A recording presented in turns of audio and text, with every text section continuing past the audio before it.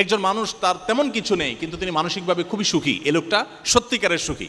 আরেকজনের সবই আছে বাট মানসিকভাবে তিনি সুখী নন, এ লোকটা প্রকৃত অর্থে সুখী নন। ফিনল্যান্ড পরপর 5 বছর ইউরোপের এই দেশটি পৃথিবীর সবচেয়ে সুখী দেশ হিসাবে নির্বাচিত হয়েছে। ফিনল্যান্ড, এদেশে মানুষের সংখ্যা সম্ভবত 55 লাখ, কম বেশি 55 লাখ মানুষের বসবাস। এই দেশটিকে বলা হচ্ছে পরপর 5 বছর তারা পৃথিবীর সবচেয়ে সুখী দেশ। কেন সবচেয়ে সুখী দেশ? তার অনেক কারণ আছে। এদেশের যে সবুজ পরিবেশ, সেখানকার যে হ্রদগুলো, আমরা কোরআনে যে জান্নাতের কথা শুনি, জান্নাত মানে বাগান সমূহ, সেখানকার যে নেচার, সেখানকার যে প্রকৃতি, এটা এতটাই সুন্দর, এতটাই ভালো যে সেটাকে বলা হয় সবুজ সোনা। পুরা দেশটাকে বলা হয় সবুজ সোনা। এত সুন্দর একটি দেশ, এত সুন্দর প্রকৃতি, এত সুন্দরভাবে আল্লাহ তাআলা সাজানো একটা সৃষ্টি, সেই দেশে শিক্ষা বলেন, সংস্কৃতি বলেন, অর্থনীতি বলেন, সব দিক থেকে মানুষ সুখী। অপরাধ প্রবণতা মানুষের মধ্যে নেই বললেই চলে, যার কারণে তারা পৃথিবীর সবচেয়ে সুখী দেশ হিসাবে পরপর 5 বার নির্বাচিত হয়েছে। ইন্টারেস্টিং বিষয় হলো, এই দেশটিতে আত্মহত্যার প্রবণতার যে সিরিয়াল আছে পৃথিবীতে, সেই সিরিয়ালে এই দেশটি 21তম। পৃথিবীর সবচেয়ে সুখী দেশ, কিন্তু আত্মহত্যার প্রবণতায় তারা 21 নম্বরে আছে। আসুন আরেকটা দেশ সম্পর্কে আমরা জানি, সুইজারল্যান্ড।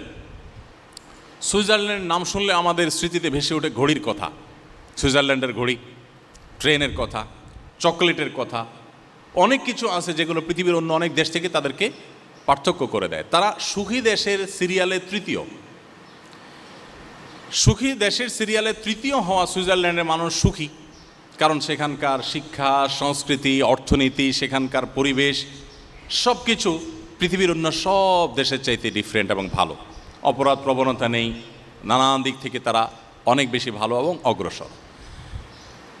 অবাক করা বিষয় হলো, এই দেশটাতে সম্প্রতি সরকারিভাবে আত্মহত্যা করার বৈধতা দেওয়া হয়েছে, অনুমোদন দেওয়া হয়েছে। অর্থাৎ আত্মহত্যা এত বেশি মানুষ করতে চায় যে এটা আর ঠেকাবার সুযোগ নেই, গভর্নমেন্ট বাধ্য হয়ে অনুমতি দিয়েছে যে যে কেউ চায় আত্মহত্যা করতে পারে। শুধু তাই নয়, আত্মহত্যা করবার সুবিধার জন্য নানা রকমের ব্যবস্থা আছে। যেমন সার্কো নামে একটা খাট, এটা আবিষ্কার করেছে তারা, যে এই খাট বা কফিন, এই কফিনে কেউ যদি একবার শুয়ে যায়, এটা তার জীবনের শেষ শোয়া হয়। অর্থাৎ খুব সহজে যেন আত্মহত্যা করতে পারেন, সেজন্য নানা রকম আবিষ্কার তারা করছে। কারণ মানুষ বেঁচে থাকতে চায় না, এত সুখী দেশ, তারপরে বেঁচে থাকতে চাচ্ছে না। এরপর আসুন, একটা সংস্থা তারা নিয়ম করেছে, তাদের সংস্থায় যারা আত্মহত্যা করতে চায় তারা সদস্য হতে পারে।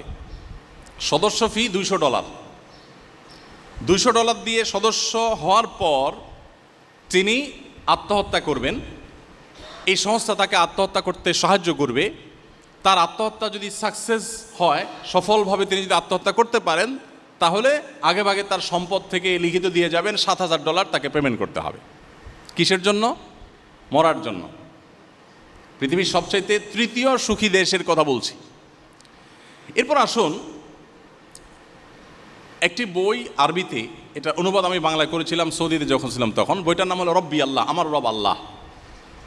কেন ইমানদার সুখী হয়, কেন নামাজ মানুষকে সুখের দিকে নেয়, কেন ডিপ্রেশন থেকে বাঁচার একমাত্র ওয়ে হলো নামাজ ও ইমান, রিয়েল ওয়ে, প্রকৃত উপায় কেন, এটা বোঝাবার জন্য বলছি যে রব্বি আল্লাহ কিতাব, এই বইটির মধ্যে একটা গ্রাফ আছে। সে গ্রাফটা হলো পৃথিবীতে আত্মহত্যার রেশিও কোন ধর্মের মানুষের মধ্যে, কোন সমাজে কতটা বেশি বা কম, এই বিষয়টাকে তুলে ধরা হয়েছে গ্রাফে।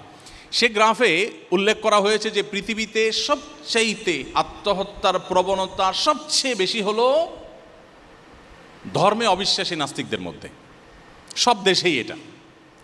এবং এই জরিপটা যার তার জরিপ না, এটা বিশ্ব স্বাস্থ্য সংস্থার জরিপ, এবং 1 বছরের জরিপ না, ওখানে পরপর কয়েক বছরের জরিপ তুলে ধরা হয়েছে যে পরপর অনেক বছর ধরে একই রেশিও দেখা যাচ্ছে, সবচেয়ে বেশি আত্মহত্যার প্রবণতা হলো নাস্তিকদের মধ্যে। এরপর মজার বিষয় হলো, সবচেয়ে কম আত্মহত্যার প্রবণতা হলো মুসলমানদের মধ্যে। পৃথিবীতে কয়েক বছরের জরিপ তুলে ধরা হয়েছে, পৃথিবীতে সবচেয়ে কম আত্মহত্যা হয় মুসলমানদের মধ্যে। এখন প্রশ্ন ওঠে যে পার্থক্যের জায়গাটা কোথায় আসলে? পাশাপাশি আরেকটা তথ্য দিয়ে রাখি, আমার পৃথিবীতে যে সমস্ত দেশে যাওয়ার সুযোগ হয়েছে এর মধ্যে জাপান সম্পর্কে আপনারা জানেন, জাপানে আমার যাওয়ার সুযোগ হয়েছে, কোরিয়াতে আমার যাওয়ার সুযোগ হয়েছে। আপনারা জানেন যে জাপানিজরা সবচেয়ে ভদ্র, জেন্টেল পৃথিবীর।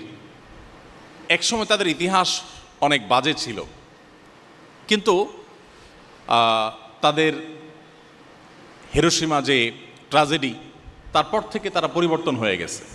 জাতি হিসাবে পৃথিবীর সবচেয়ে সভ্য, সবচেয়ে ভদ্র, সবচেয়ে জেন্টেল জাতি তারা। এবং জাপান থেকে ঘুরে আসার পর বেশ কিছুদিন যাবৎ আমি একাধিকবার গিয়েছি, যেবারই গিয়েছি সফর শেষ করে দেশে আসার পর আমার নিজেরই আচার আচরণের মধ্যে এক ধরনের পরিবর্তন আমি লক্ষ্য করতাম। অফিসে যখন স্টাফদের সাথে কথা বলতাম আস্তে আস্তে কথা বলতাম, বাসায় যখন কথা বলতাম পরিবারের সদস্যদের সাথে ধীরে ধীরে কথা বলতাম, কারণ ওখানে ওই যে মানুষ ফিস ফিস করে কথা বলে, কেউ কারো দ্বারা যেন ডিস্টার্ব না ফিল না করে, কেউ কারো দ্বারা কষ্ট না পায়, এতটা জেন্টেল তারা। বেশ কিছুদিন তাদের মধ্যে থাকলে দোকানপাট রাস্তাঘাটে গেলে নিজের মধ্যে একটা পরিবর্তন চলে আসে, এই লেভেলের জেন্টেল। এবং তথ্য প্রযুক্তিতে তারা কতটা এগিয়ে সেটা তারা বলার অপেক্ষা রাখে না। আপনারা ইঞ্জিনিয়ারিং কলেজের স্টুডেন্ট, আপনাদের আরও ভালো জানা থাকার কথা। এই জাপানিজদের মধ্যে আত্মহত্যার প্রবণতা সবচাইতে বেশি, কোরিয়ানদের মধ্যে আত্মহত্যার প্রবণতা সবচাইতে বেশি।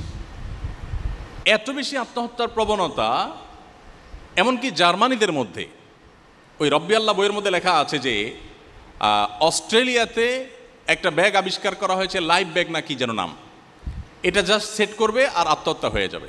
আত্মহত্যার জন্য যে কত রকমের কসরত এবং প্রচেষ্টা। এখন আমার প্রশ্ন হলো, পৃথিবীর সবচাইতে সুখী দেশ, পৃথিবীর সবচাইতে আপনার সুন্দর দেশ হওয়ার পরও মানুষ বেঁচে থাকতে চাচ্ছে না কেন? কারণ একটাই, যে সব কিছুই আছে, মানসিক প্রশান্তিটা আসলে নেই। নবী করিম সাল্লাল্লাহু আলাইহি সাল্লাম বলেছেন, লাইসাল গিনা বিকাসরাতিল আরদ। পৃথিবী তথ্য প্রযুক্তির উন্নতির চরম শিখরে পৌঁছে যেতে পারে, নানা রকমের আবিষ্কার দিয়ে পৃথিবীর মানুষের জীবনযাত্রাকে পানির চাইতে সহজ করে ফেলা হতে পারে, বাট এর কোনোটি মানুষকে সুখী করবে না, এর কোনোটি মানুষকে মানসিক প্রশান্তি এনে দিবে না। ওয়ালাকিন্নাল গিনা গিনান নাফস। নবী করিম সাল্লাল্লাহু আলাইহি সাল্লাম বলেছেন, এই সচ্ছলতা, এই উন্নয়ন, এটা আসলে প্রকৃত সচ্ছলতা নয়। আসল এবং প্রকৃত সচ্ছলতা হলো মানুষের মানসিক প্রশান্তি। একজন মানুষ তার তেমন কিছু নেই কিন্তু তিনি মানসিকভাবে খুবই সুখী, এ লোকটা সত্যিকারের সুখী। আরেকজনের সবই আছে বাট মানসিকভাবে তিনি সুখী নন, এ লোকটা প্রকৃত অর্থে সুখী নন। আমাদের দেশের কথা যদি আমরা বলি, আমি কিছুদিন আগে বগুড়ায় গিয়েছি, একজন ডক্টর চিকিৎসক তিনি আমাকে এসে বললেন যে ভাই, আমাদের এই বগুড়াতে গেল কয়েক বছরে আত্মহত্যার প্রবণতা খুব ভয়ঙ্করভাবে বেড়ে চলেছে এবং রেশিওটা এতটাই বৃদ্ধি পেয়েছে যে এটা রীতিমতো ভাববার মতো। এই বিষয়ে আপনি কিছু বলেন। আপনারা অনেকেই জানেন যে করোনাকালীন সময়ে শুধুমাত্র বিশ্ববিদ্যালয়ের শিক্ষার্থীদের মধ্যে যেই পরিমাণ আত্মহত্যার ঘটনা দেখা গেছে এক বছরে, সেটা এর আগে 10 বছরেও দেখা যায়নি। এবং দিন যত যাচ্ছে আমাদের মধ্যে এই প্রবণতা বাড়ছে। কেন বাড়ছে?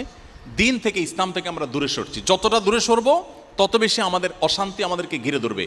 ডিপ্রেশন এখন ঘরে ঘরে, ডিপ্রেশন এখন জনে জনে, এখন প্রতিটা মানুষ কম বেশি ডিপ্রেসড।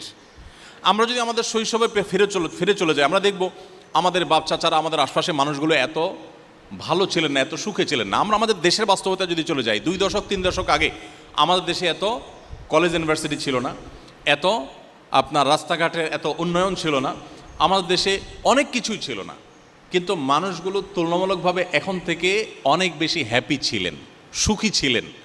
আত্মহত্যা এটা কালে ভদ্রে হতো, এখন যেরকম দেখা যাচ্ছে সকাল বিকাল এরকম হতো না। এর অন্যতম কারণ হলো তাদের ভিতরে ইসলামের চর্চা কিছুটা হলেও ছিল, যেটা এখন একেবারে নাই। সম্মানিত উপস্থিতি, নামাজ সম্পর্কে আমি বলছিলাম, প্রিয় নবী সাল্লাল্লাহু আলাইহি সাল্লাম বলতেন, আরেহনা বিহা ইয়া বেলাল। বেলাল রাদিয়াল্লাহু তাআলা আনহু ছিলেন আমাদের প্রিয় নবীর মুয়াজ্জিন। তাকে বলতেন, বেলাল তুমি আজান দিয়ে মানুষদেরকে ডাকো, একত্র করো, আমাকে একটু প্রশান্ত করো, আমি একটু নামাজ পড়ে প্রশান্তি পেতে চাই।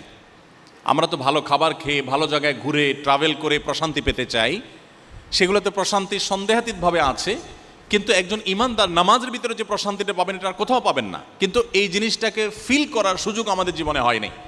এজন্য আমি অনুরোধ করতে চাই, খুশুর সাথে আপনি নিয়মিত 5 ওয়াক্ত নামাজ খুব ধীরে সুস্থে সুন্দর করে মনোযোগের সাথে পড়ার চেষ্টা করুন।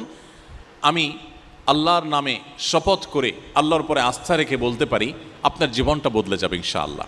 আপনার জীবনটা উপভোগ করতে পারবেন আপনি, আপনার জীবনে যে স্বাদ আর তৃপ্তি আপনি অনুভব করবেন এটা আপনি অন্য কোথাও পাবেন না। এই জন্য ভাইরা আমার, 5 ওয়াক্ত নামাজ আপনারা আপনাদের কর্মজীবনে থাকেন কিংবা শিক্ষা জীবনে যেখানে থাকেন না কেন, জীবনে কখনো এটা কম্প্রোমাইজ করবেন না, নামাজের ক্ষেত্রে কোনো ছাড় দিবেন না।